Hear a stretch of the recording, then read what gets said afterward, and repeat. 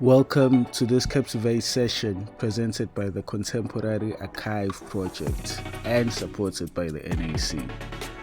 We are honored to host Jeeva Rajgopaul present his series, Waiting for Freedom. I am Mbusi Mzolo and I am a communications practitioner. I've been doing some work with CAP for the past couple of months, and I am very pleased to be hosting this evening's CAPTIVATE session with Jeeva. As you can see with the people online, it's quite popular. The name of Jeeva's presentation is Waiting for Freedom, or the title, it's Waiting for Freedom, and it's taken from the title of Professor Nilika Jayawardeni's article that was published in the Critical Arts South North Cultural and Media Studies Journal in 2020. The full name of that article is The Famous and the Obscure Were There, Waiting for Freedom. Jeeva Rajgopaul's photographs of South African exiles in New York, 1991. And Jeeva will be presenting the images that he made during that period when he was in New York on a scholarship. And he will touch on the stories behind the images, and will speak on exile, and he will also let us know about his activism, and he'll let us know about the process of making the images, the actual technical side of processing images. And he will also touch on his view on the current state of the nation. He's had the pleasure of experiencing the country in different stages. So this might be also looked at as a history lesson, and he'll be using the images as visual aids for the history lessons. And yeah, Jeeva, please just let us know, briefly introduce yourself, and then you can start with the presentation. And there will be an opportunity for the audience to ask some questions. We are aiming for a 7 o'clock wrap up. So yeah, and you can share your questions on the chat, and we will read those hopefully at 18:45 or 42 minutes from now. I will hand over to Jeeva, and he will present his work from the collection Exiles in New York. These photos have never been shown anywhere before today. So please just mute your mics and give Jeeva an ear and your eyes. Thank you. Thank you, Mbusi. Firstly, thank you to everybody for attending. I greatly appreciate your presence. So many friends, family, just so good to see all of you. Before we go, Neve, please, two people have sent me requests to let people in. So could we attend to that technical matter, please? And once again, thank you to everybody for attending this talk by Contemporary Art Project. And okay, when I was chatting to Mbusi, we, as to the order of the images that we're going to see, the question arose in what order these images to be presented. And then I said, look, the order doesn't matter, because everybody who is going to, who I photographed in New York in 1991 was in exile, is equally important. So it doesn't, we know all the big names, but there were a lot of other people who, all over the world, who contributed to our freedom and to democracy. So the order of these photographs are not in any way, it's just, actually, computer helped me a great deal. It is just alphabetical. So there we go. So having said that,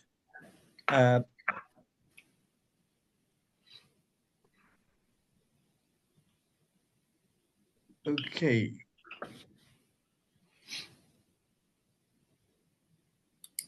This gentleman name is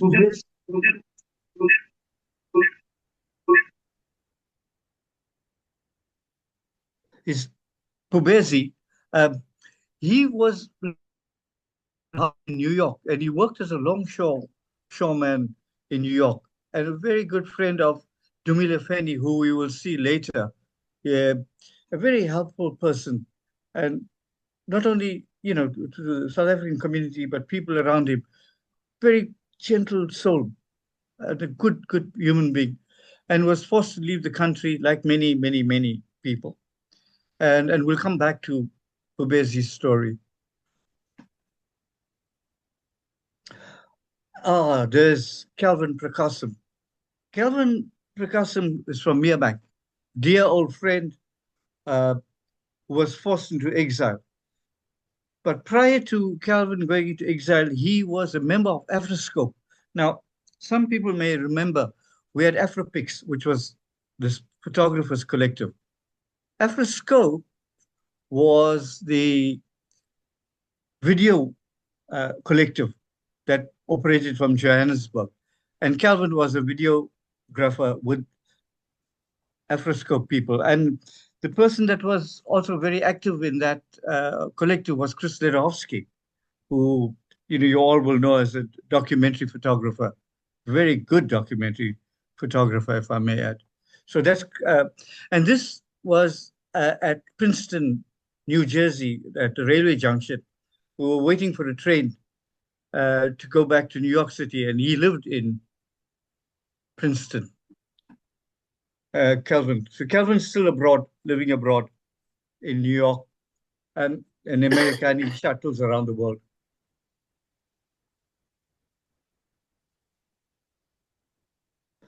Okay, this is Cap Zungu in the ANC office in New York at the United Nations.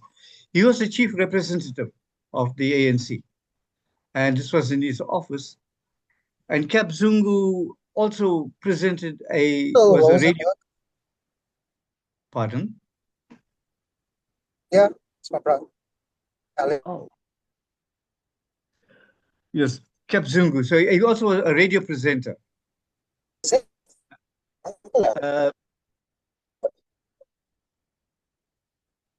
Program. That's right,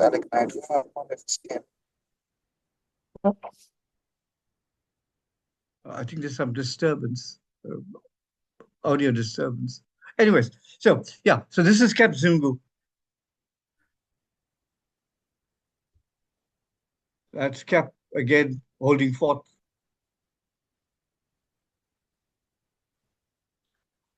And then we have Chris Hani. Chris Hani had come to New York to the ANC office, and one evening he had made time to meet with ANC members living in New York and ANC supporters at the Symphony, it was called the Symphony Space in Broadway. So this was Chris Hani on the stage, addressing, just prior to addressing the audience. It was quite a pleasure meeting him and spending time with him. And the hall was packed that day with South Africans and South African supporters. It was amazing in that period the number of people who supported us and supported the ANC. You know, it was really something else.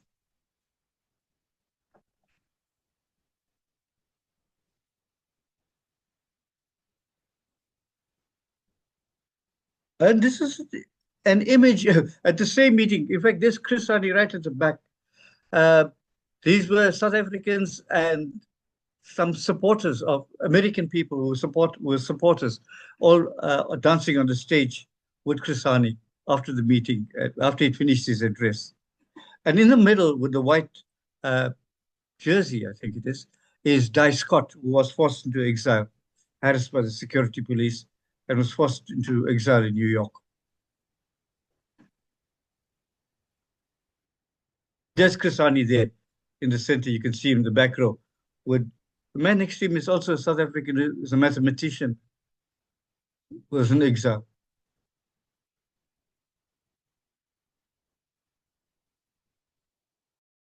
This is Count Peterson in the PAC office in New York as well. Very nice man, very helpful man.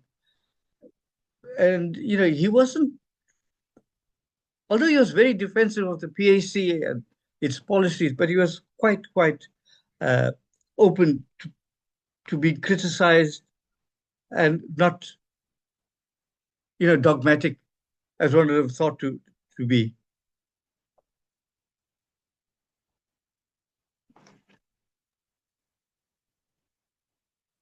Count Peterson again, you can see his office.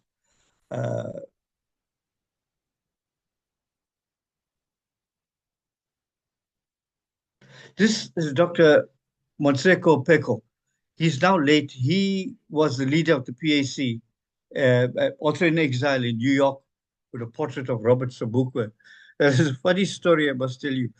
After all the political dialogue we had and discourse, so I asked Dr. Peko, tell me, where are all your PAC cultural workers, you know, your artists and musicians? I'd like to photograph some of them because thus far I've only had contact and communication with ANC people. And Dr. Peko replied, listen, we don't have time to play the guitar and sing songs. We are here to fight for our freedom. And so that would pay to that request of mine. Thanks, Jeeva, for that first part of the images. I would just like to find out the thinking behind documenting or making images of these people and you identifying as an activist.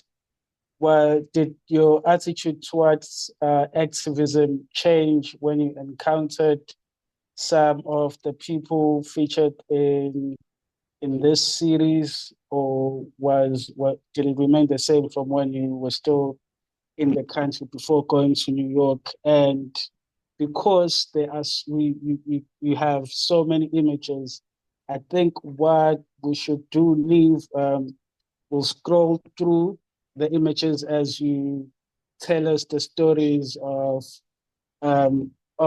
documenting the exile, the people exiled in New York, and your thinking behind home and liberation. And in one of our chats, you mentioned that you cannot quantify people's commitment, and you did say that everyone in this series is equally important. So I would just like to find out how your attitude towards activism changed, if it did, when you encountered some of the people in the series. Okay, thank you, Mbusi. Okay, what has happened, you know, in the 80s, there was a lot of propaganda which the apartheid government had put out that people who were living in exile were living in the lap of luxury, you know, and that narrative was peddled all the time. And this was for the state apparatus, the intelligence services. And then in 1982, it was the first time I'd met at the Cultural Resistance Conference in Botswana, I'd met South African exiles. In fact, we stayed with a friend of ours, his family, Roy Chetty and his wife, Kamal Chetty, and family in Botswana, who were already in exile. And then met a whole lot of other exiles. And then you find that the narrative is completely different. The struggle that they went through is unbelievable. So when I got to New York in 1991, I went there on scholarship that was given to study at the International Center for Photography. So this was the first time I'd had any formal education in photography, because I'm entirely self-taught. When I got there, one of the things that, the lecturers and teachers asked, listen, what are you going to do here for 6 months? And for some strange reasons, I said, look, I knew there were a lot of exiles in New York. I'd like to document their lives.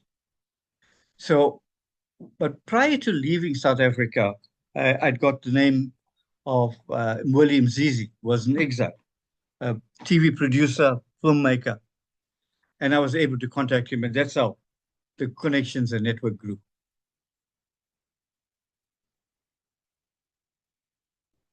So if you look, coming back to your question, I think everybody that I've encountered who was in exile, both in Botswana and in New York, were equally and deeply committed to democracy and freedom. And I cannot recall any single individual who, propagated a selfish, individualistic agenda. It was always democracy and the people, freedom. And that was paramount in everybody's mind. So yes, Mbusi, that's in response to your question. Okay, thank you. And the making of the images, how did you encounter, how did you choose, how did you identify whom to be part of the series? What are the stories that linked to you coming across the people and the spaces you were in? And maybe also share the stories that include scenarios that were not overtly political and you choosing to document people in their states of, maybe like the image of Dumile Feni, who appears to be in the studio. And why did you decide to document how did you decide that that frame is worth archiving and making it a part of history? Okay, all right. So I first met Mbusi, and then Mbusi introduced me to people. And then I went to an ANC meeting, a branch meeting in New York. And that's where, introduced myself, was welcome. And people were very welcoming, really, really, embraced you from home, welcoming. And that's how I developed my contacts and friendships. And so one led to another to another. So I then decide, okay, the issue about how do I choose, one of the most difficult things as a photographer, I mean, the other photographers who are here will tell you, is the issue of editing. I mean, it's really difficult and it's quite an art. So I hope that my choices were, it's personal. So just to reflect the lives of people. For example, this is Dumile Feni, all right? Now, Dumile lived for a while in Durban as well with Omar Bacha in Wills Road area. And then he actually went into exile left from Omar's house. And he was harassed and he couldn't come back into the country. And one of the greatest photographers, Dumile. And these pictures, which I took at his home in Yonkers, New York, are the last pictures of Dumile, because this was done in May 1991. And Dumile passed away, I think, in July or thereabouts of 91. So these are the last images of Dumile. And, he's world famous now. In fact, there's a retrospective that's going to take place next year in 2026 in Madrid, where they're pairing Dumila, African Guernica, and Picasso's Guernica. So yes, that's true. And this was on the train. After we'd finished the session at at Dumila's house, we were heading back to New York City from Yonkers, and we were chatting, and I photographed him in the train. And the other images were in his studio at his home in Yonkers. This and that down there. And the funny thing happened when we got to his house, and I got to his house, we were in his kitchen. And so, because the door was open and a mouse crept in, don't know where from. And well, Dumila said, you know, Jeeva, get rid of this. I'm scared because, you know, I don't kill animals. I'm averse to killing anything that's living. So I said, well, you know, Dumila, I'm equally averse. And somehow we managed to get rid of that mouse. But it was just a funny story, you know, and just indicative of how gentle a soul Dumila was. And in fact, you know, Umar Bacha will tell you chapter and verse about Dumila as a person. A very, very talented artist. This is Eddie Gladler, also from a poet and a teacher at his flat in New York City. Again, he was, I think it was in the camps, the ANC camps in Tanzania, and Eddie worked as a teacher. This was at his home. Him and his wife, Carol, welcomed me and entertained me.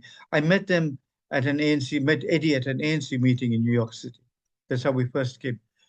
So unfortunately, what had happened, you know, I'd kept detailed notes of all my interactions for the 6 months. That pulled literally 2 manuscripts. But somehow that's gone astray, and I hope it pitches up someday, so I can refer to my notes once more and all the detailed conversations I had with people, and you know, the different things that they told me.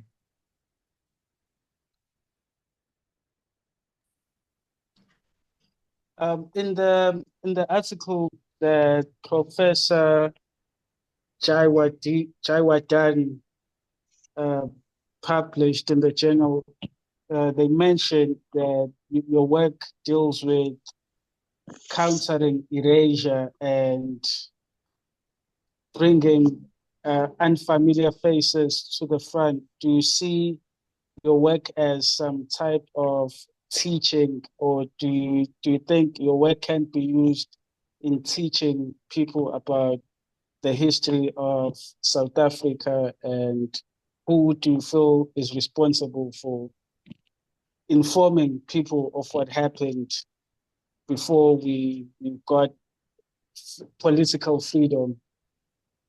Whose role is it? I think by its very nature, documentary photography is quite didactic. So, for example, you know, if you look at Chris Ledowski's work, it's a brilliant book called Cape Flat Details, where he documented art on the Cape Flats. Right? You look at Mbusi Mzolo by Omar Bacha, and there's numerous other examples. They're all didactic in nature. Now, of course, there are people here, for example, Eddie Gladler or Bubezi, nobody's going to know the story or the history. So hopefully this, you know, we can rethink and relook at our curriculum where we can teach history and teach our history, South African history, through our own eyes and mouths to our young people. Or else it's going to be lost. For example, there's a book that has just come out on Shadrach Mapamulu. Shadrach was on Robben Island, was beaten severely, you know, within an inch of his life, went into exile, was murdered by this apartheid state. Now, very few people know about Shadrach or Judson Kuswayo for that matter, or, you know, their contribution to our freedom. And we must never forget that. Not only, you know, there's many, many examples. So, yeah, I mean, here's an example on our screen now, Fana Kikana. Fana was the actor in the previous image. Now he's here, he was presenting, there's a program called South Africa Now, and he was presenting down there. So you see him in a role as an actor, as a presenter, but they were all in exile, forced out of the motherland, fighting for our freedom. So in that sense, yes, it is quite educative.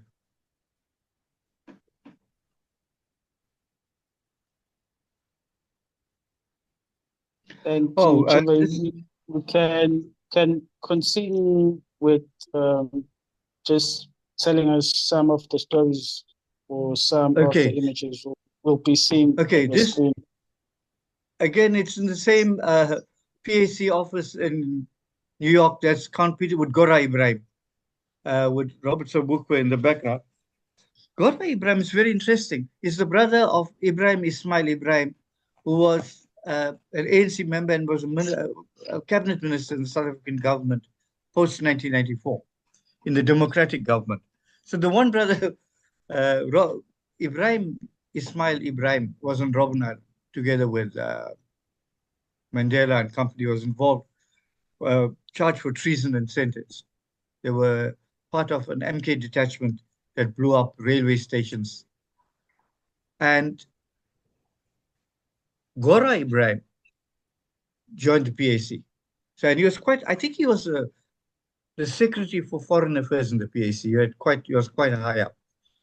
And it was quite by accident I bumped into him in the office. And he was a very good man, very accommodating. Unfortunately, I couldn't spend much time with him because he was going back to North Africa the following day. And he had already been, I think, in New York for about 2 weeks. But he was gracious enough to spend time with me and talk to me. And I said, why did you choose to join the PAC? And he says, no, listen, the PAC is a non-racial organization. We also have members of every community in our organization. So, and he was quite loyal to his organization from that point of view. They revered Robert Sobukwe. This is John Baskin. Now, this is a very interesting story. John Baskin went into exile because he was avoiding conscription into the South African military and was not prepared to kill, and defend apartheid. Not prepared to kill for apartheid, Nazi. So he went into exile. And this was taken in Carnegie Hall, where John worked. He had quite an important post, and he was a manager and this is in Carnegie Hall. He was a manager at Carnegie Hall. He was responsible for implementing jazz and world music programs at Carnegie Hall. So he took me around and showed me quite a bit. So I had a chance of appearing on the stage at Carnegie Hall. Having said that, and I met John also at an ANC meeting. He was quite active in the ANC in New York City. He was living there at the time. And I also met him at an ANC meeting there, John Baskin.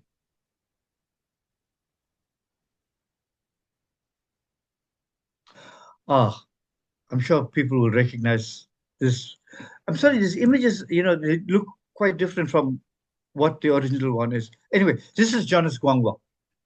And these are some of the awards at his home in New Jersey.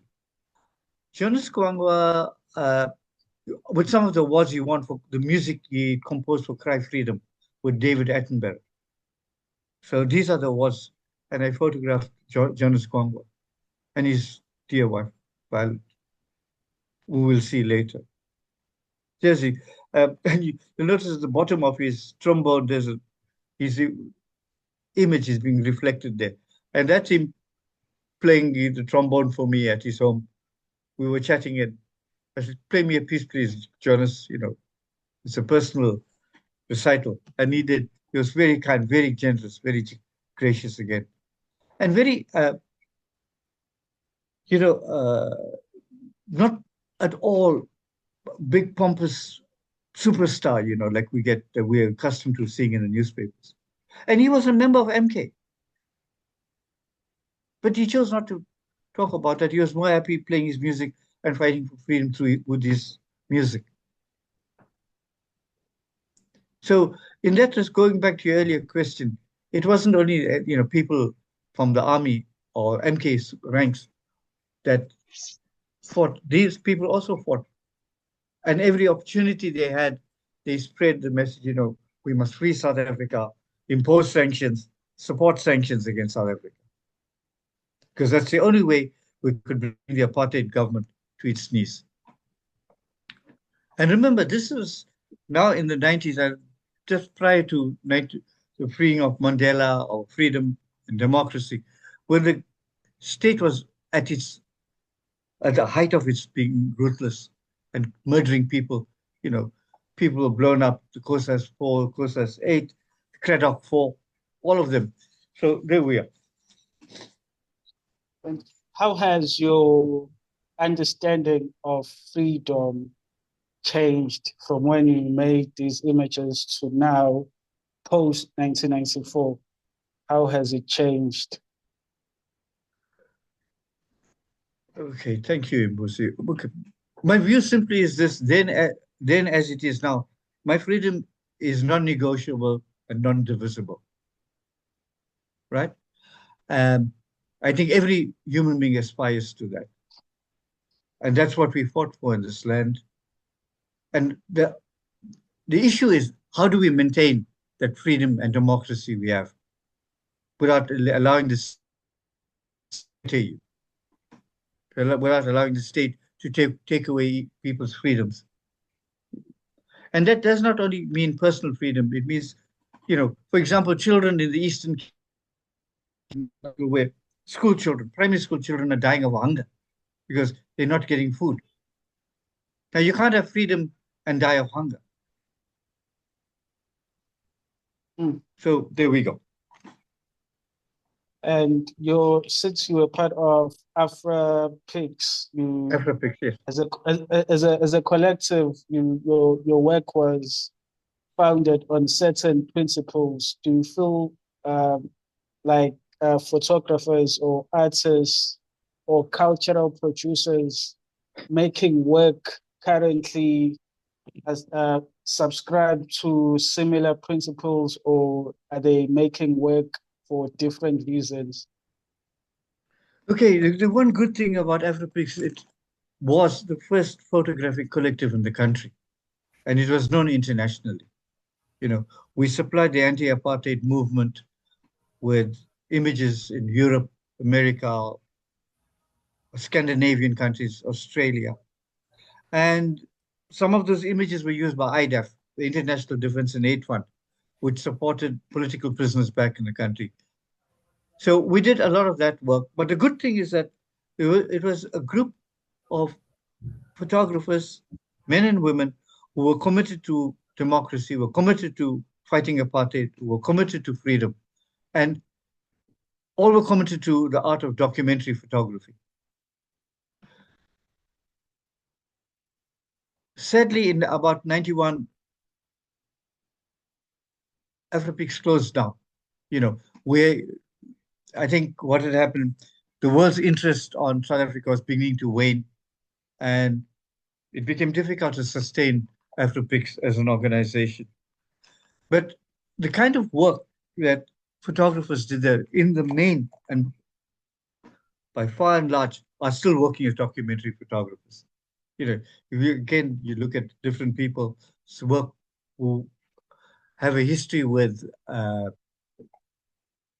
AfraPix, you'll see that they still engage in documenting work. And yes, I still believe that documentary work is important, and working in a collective. So it's good to see an organization like Contemporary Archive Project is a collective.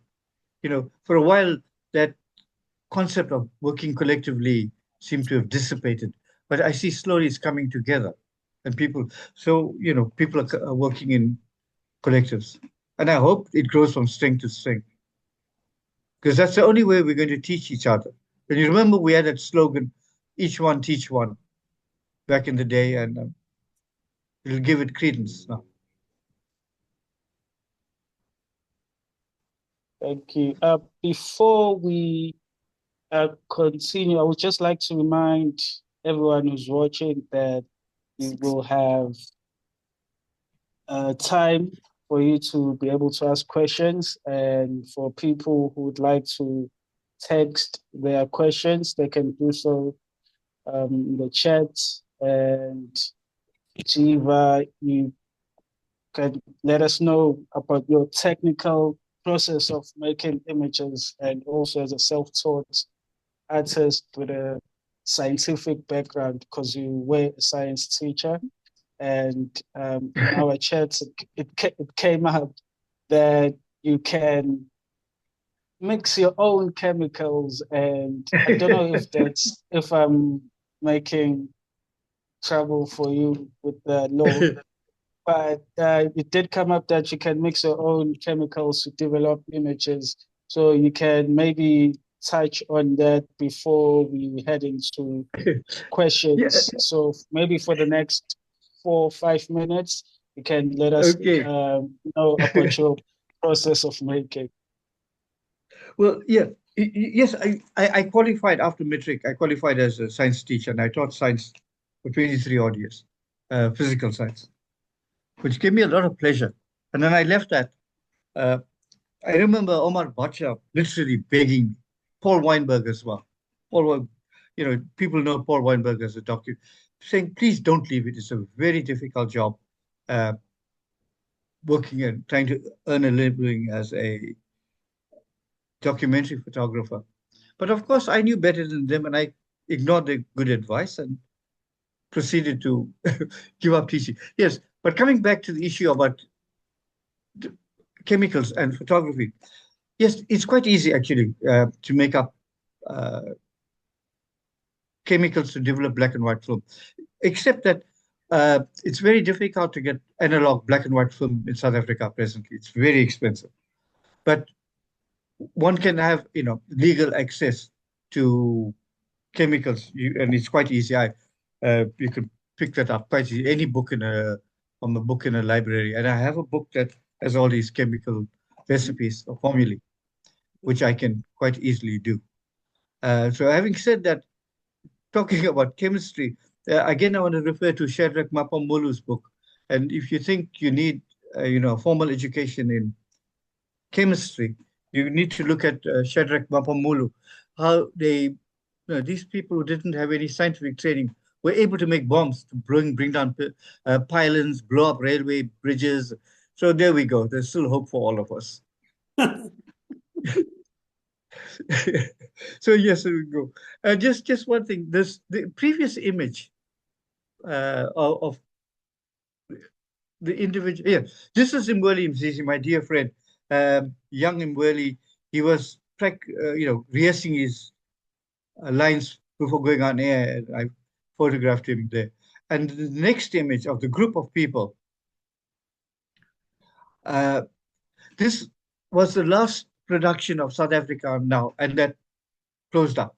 And this was the entire production crew. There's Mbusi on the left, Fana Kikana is in the center. On the extreme right, with the black and white, with the floral, I don't know what you call that, is Tendeka Gubela was visiting, I think, in New York City at the time. The rest of the people are American people who were part of the production crew, makeup and sound engineers, producers, script writers.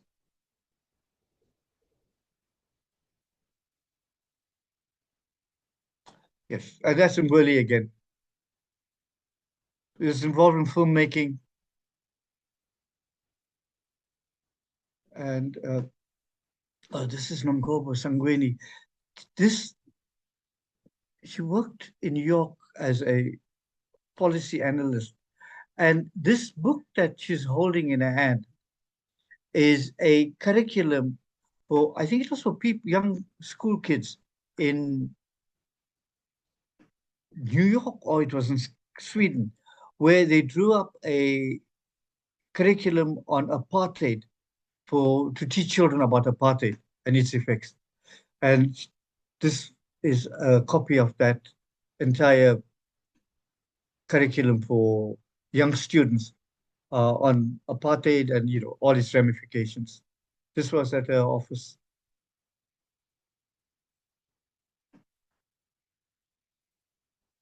this was also Nomgobo. She's an urban planner in her office, and she worked for this New York City Council, I think, trained as an urban planner. As you can see those maps in front of her.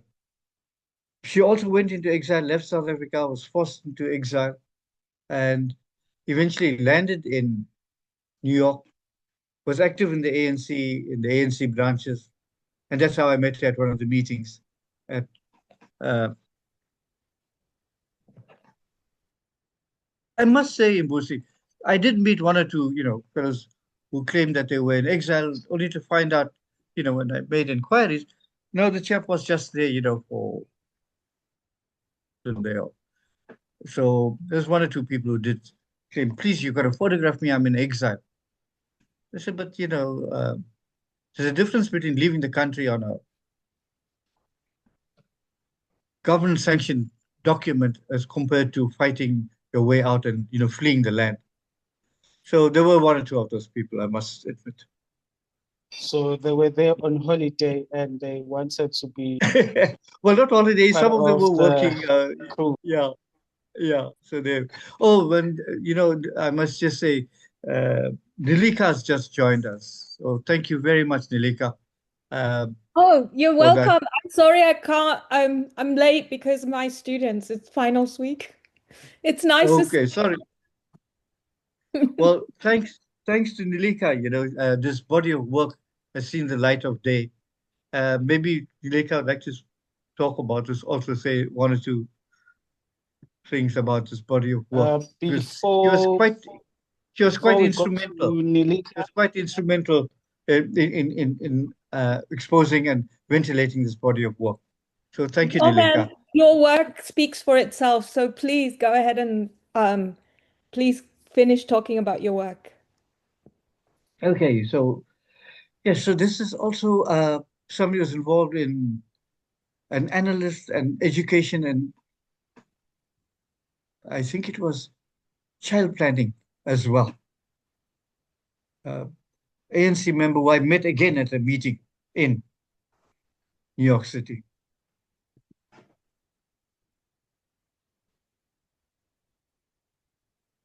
Outside our offices, typical New York building. What a good man. Really good person, Dennis Brutus. And this was at the Lincoln Cultural Center. He was there at a book launch. He was actually with Wally Soyinka, the Nobel Literature Prize winner. And so I had a good fortune. Prof. Dennis introduced me to him. Now, Shadrach Mapamulu talks about how Dennis was shot by the security police, arrested, landed up on Robben Island, and there the waters beat him up as well. And Shadrach says, he was a very gentle person, and he is, even to the very last.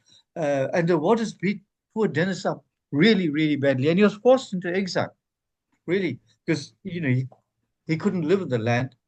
They would have killed him, if you ask me. And it was because of his writing, that he had to leave. And then if you look, for example, I saw Ari Sitas, who's also a poet, will talk about the issues that affect us daily and how that impacts upon our lives. And Dennis as well. So it was an absolute pleasure meeting Dennis Brutus. A really, really gentle soul.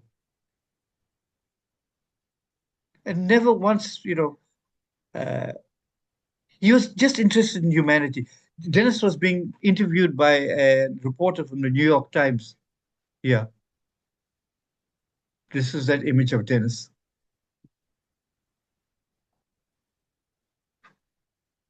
And then I must tell you, when Dennis came back to South Africa, he got involved quite actively with Ari Sitas and others in COSO, the Congress of South African Writers. And I have an image of him here in Durban, together with Ari, which, thanks to this project, I came across by accident. So he came back and was active in COSO. People, who were involved in the 80s will know, 90s will know what COSO was. It was also a collective of writers. Yes. And that history has Thank you. We have, pardon me, sorry for cutting you off, Jeeva. I just wanted to let you know that we do have a question from Tobani K, who's also a photographer, and he makes interesting work, according to me.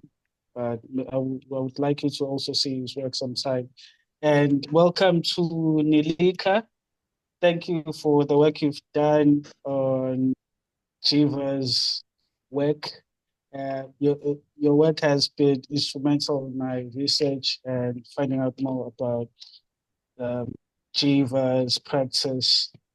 I will go to the question. Oh, before I do that, I would like to ask Nilika to maybe spend 2 to 3 minutes before we wrap up, just speaking about Jeeva's work and how she sees it going forward and presenting it in different spaces. But for now, I will read Tobani K's question. And for any other person who has a question, you may raise your hand or write in the chat. So Tobani K's question is, what do you think it was about New York that made exiles go there?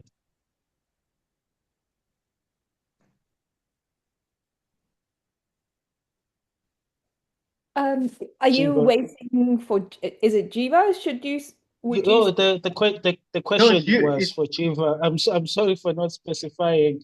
The question was for Jeeva, but what I would like you to do, Nilika, is maybe at 8. Okay, I'll let you know, and then you can tell us more about Jeeva's work and how you see it as an academic and just an enthusiast of photography. But that question was directed to Jeeva. Oh, sorry, I thought it was directed Dilika. But anyways, Mbusi, thank you again, Mbusi. Well, in terms of work, you look at documentary photography, and I'm talking strictly South African documentary photography. Look at the work of Ernest Cole, and then you're looking at a whole range of people in the world of documentary photography, whose work, I think, again, I'm going to use this word, it has an educative role.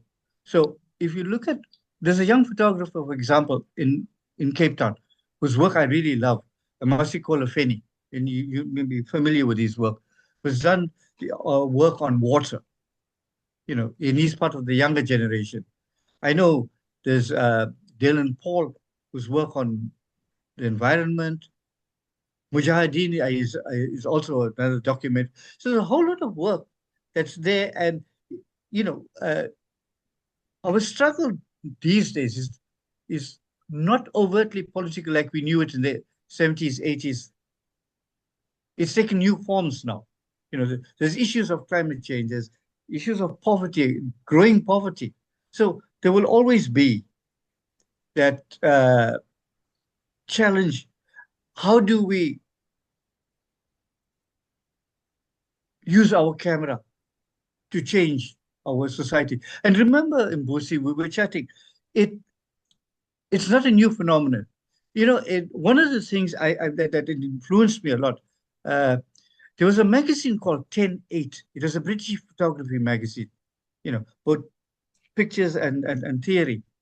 And I remember reading, this must have been in the late, sometime middle 80s, an article on the German worker movement. It was called Arbeits, something. It was in German, but it was translated into English, and it read the German worker movement. And there were German photographers who were documenting their lives and their environment. And when we were in Afripix, there were a group of us, Omar Bacha, myself, Refs Mayet, Myron Peter, Destiny Mudliar Subin. We ran workshops for COSATU shop stewards. We held it at, it was then Natal University. So yes, it's all about teaching. That's my view. Thanks, Jeeva. Tobani's question was, what do you think attracted exiles to New York? Specifically that city. What do you think why do you think exiles were drawn to New York?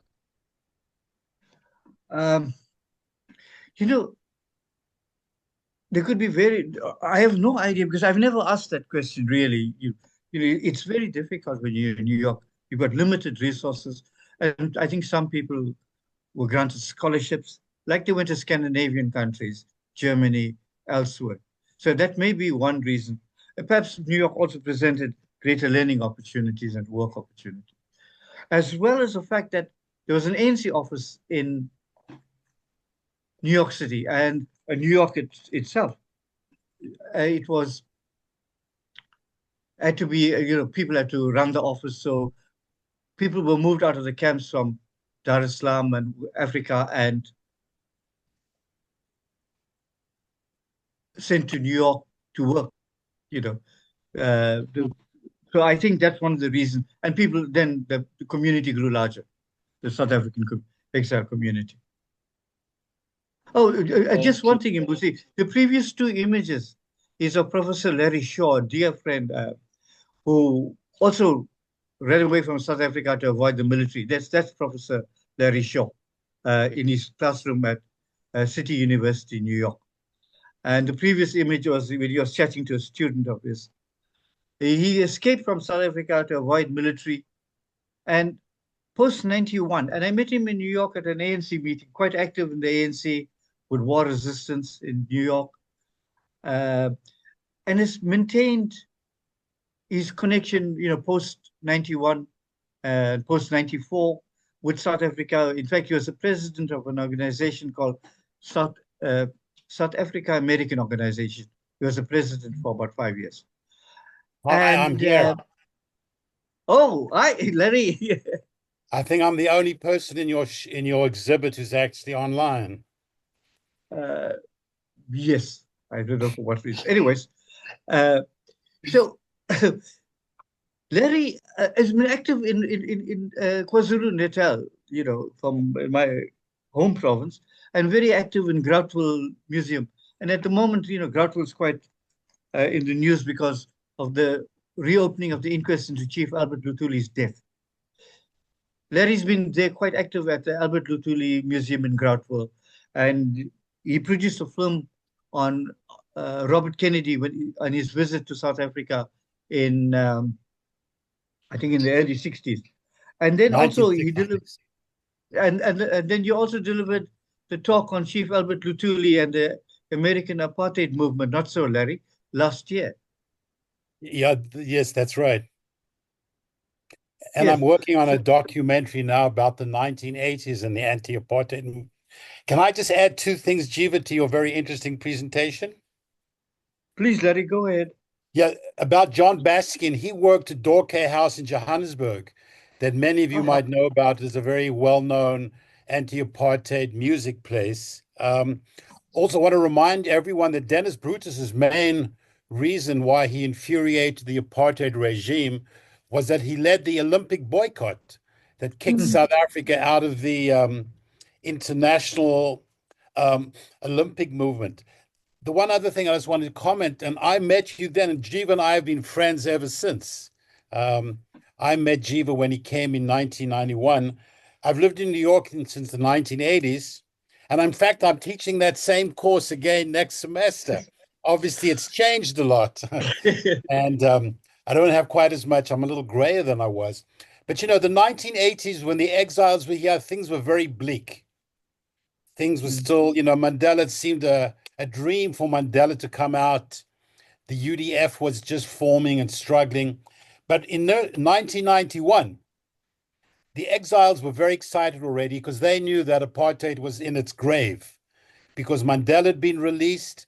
We'd had that incredible visit of Mandela. Mandela's visit to New York in 1990 was unbelievable. Americans and New Yorkers had never seen anything like that. So by 1991, the exiles here were very engaged and kind of getting ready to going back and things happening over here. And very aware of what was going on. So by the 1990s, there was this kind of much greater hope than there had been in the 1980s. Thank you, Larry, Yeah. for being in the series and for your contribution in this presentation. And we will definitely have to extend this presentation somehow. And it's really cool that you're working on a documentary. So Jeeva, I see that you have already answered Mujahid Safuddin's questions about the processing of the film. We also have sorry, Mbusi. That's Professor Mervyn Sassa, a world-renowned epidemiologist, I hope I'm pronouncing it correctly, who was forced into exile also from South Africa. Oh. And became this is at Columbia University. Oh, interesting story. Yes. So the next question before we pass the mic on to Nilika is from Bobby Mary. And they are saying, hey, Jeeves, when can we expect your book, your pictures, or your experiences as an activist? And the book and the exhibition are things that we did discuss like prior to this presentation. So maybe you can briefly tell us about the plans you have about sharing this work and the ways in which you are planning to share the work. And then we will go to Nilika, and she will briefly share how she has experienced your work. And then Neve will come in to just help us wrap up the presentation. Okay. Very quick. Bobby is my childhood friend. We grew up together. We've been mates since, I think, 5 or 6 years old. Bob, thanks for that question. Unfortunately, it's going to be a long haul. If we want a good book to be published, as you well know, Bob, a book of these photographs, it's a costly affair. And I hope the Department of Arts and Culture will be able to. I haven't approached them yet. I was going to, and unfortunately, the minister then got kicked out, Natim Tetwa, and then got replaced, and now we've got a new minister. So I hope one of these days to see if I can source funding to get this book going. Because it's, as you well know, Bob, publishing is an extremely, extremely expensive business, especially, if you want a serious book. So there we go, Bob. And Nilika, please come in for a minute just to tell us about Jeeva's work and reasons why you chose to write about the work. And then Neve will come in and just help us wrap up the talk. Good evening, everyone, or good afternoon. It's evening to you. I have the pleasure of having met Jeeva back in Cape Town when he was living there, and it was just a chance meeting. I think it was at Omar Bacha's house, but we met up many times outside of that first meeting. Once Jeeva just said, "Hey, I've been in New York," and I said, "What did you do?" And he started going into the details of this project, which I was really amazed by and wanted to learn more. And that's how it began. I think my practice is always to hear the story that the photographer tells or the artist tells. I came from a creative writing background, but also a degree that combined creative work and literary studies, kind of critical work.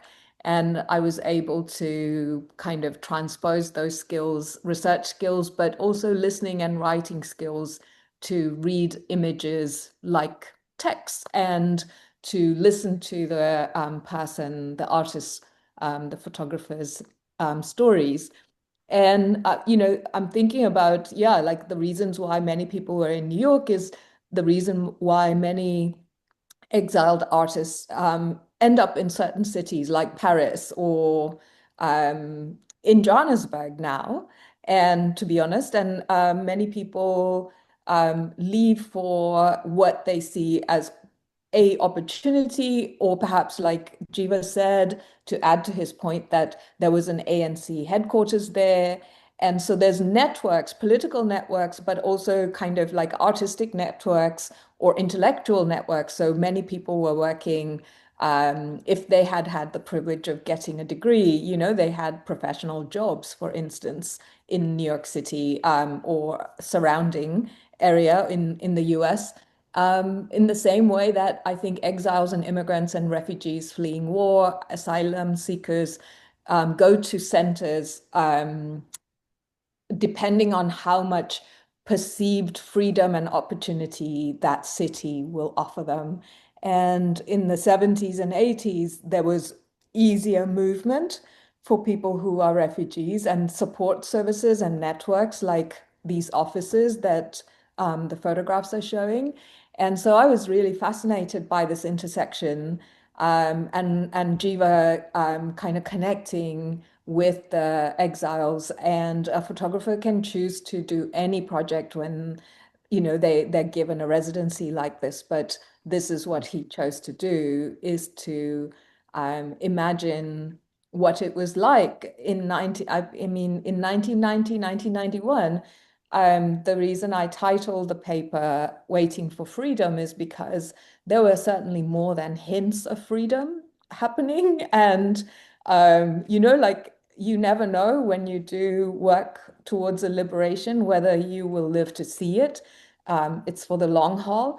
But at this point, they were literally on their, toes and on their tenterhooks waiting for freedom. And I thought this was a fascinating moment because few people ever capture that moment in which people who have long not been able to return to an imagined and kind of much beloved place, an idea as well as a place, an idea of freedom and what it means to be free, and to imagine the very real possibility of going there. So to me, that was a very really fascinating project to write about, of all things. So it was the very first paper or academic writing I did about an Afropix photographer, and it was a big learning experience. And I have to thank Jeeva and Rafs too, and Jill de Vleck, who gave me hours, days, weeks of their time. I couldn't have possibly written any of what I've written so far without their generosity and presence and their narratives, their memory and their photographs. So really any of the work I do is very much a co-done, a co-written project. Thank you very much, Malika, for that. Thank you so much, Jeeva, for availing yourself and presenting your work this evening. And this is definitely like a step, one of the steps towards presenting your work in other mediums and in other places. And before I hand over the mic back to you to just say goodbye, I will ask Neve to step in and say a few words. Thank you, Mbusi, and thank you to everybody who participated. I really appreciate your presence, your time, and your comments. Thank you. And let's hope that we see the work of other new photographers as well, especially the young up and coming documentary photographers. And Nilika, thank you very much. Oh man, thank you for letting me know about this. And I'm sorry that I couldn't listen in early on. We are at the end of the semester, but I'm really grateful that your work is getting the attention it Well, should. thanks to you, Nilika. Thanks to you for doing the photography in the first place. Hello, Yes. Neve. Oh, hello everyone. I met everyone a bit earlier. Thank you, Nalika. It's so interesting to hear your perspective. And yeah, for sharing. I'm definitely going to reach out if that's allowed. But yeah, thank you, Jeeva. I think from CAP side, we would not exist without you, Rafs. I mean, there's a cohort. Afrifix is a huge shaper of our ideology. I mean, Peter Mackenzie is what, with the Durban Center for Photography, that's really what we're trying to do. Angie, Yeah, so this Angela has been Buckland. a real pleasure, and thank you everyone. We would love, we've got our YouTube channel. This will be loaded for that archive. And Raps, you're next. We're gonna come with photos next.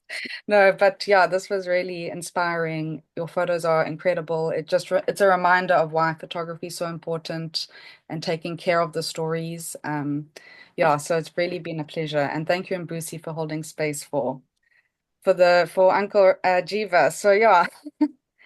Yeah, no, I just want to say thank you to Refs for all his support. I didn't know, I thought he wasn't going to make it today. But thank you, Refs. I just want to acknowledge it publicly. I'm sorry you couldn't get to all the questions, but yeah, we will definitely try to keep in touch in other ways and other platforms. So yeah, have a good evening, everybody. Thank you for joining.